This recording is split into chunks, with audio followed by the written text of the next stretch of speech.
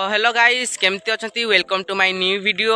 तो आशा करथि आपण समस्ते बढ़िया थे। तो सांग मैंने सेमती भल था सदाबले हसु था सांग मैंने आपन जदि वीडियो को क्लिक कर देछंती प्लीज सांग मैंने वीडियो को स्किप करतुनी।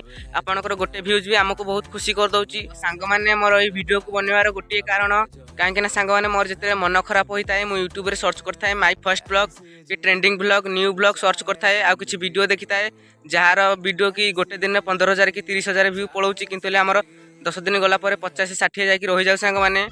तो सांग मैंने आपण मानक सॉरी कहबी कहीं सांग मैंने मुझे थंबनेल लगैली केमती वीडियो भाइराल करिया मु आपनको सिखेबी कि वीडियो ट्रिक किंतु सांग मैंने देखो मु आपण मानक पचारुची केमती वीडियो भाइराल करवा।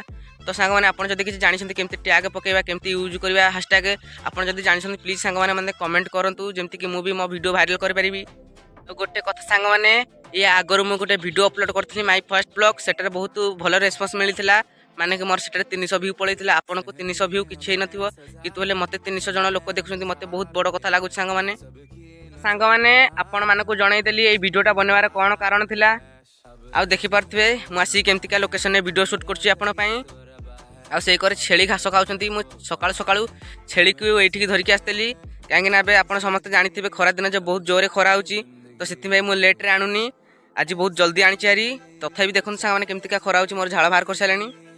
तो से छेली पूरा आराम घास खाऊँगी आ टाइम भी एते 7:30 है तथा बहुत जोरे खरा होची।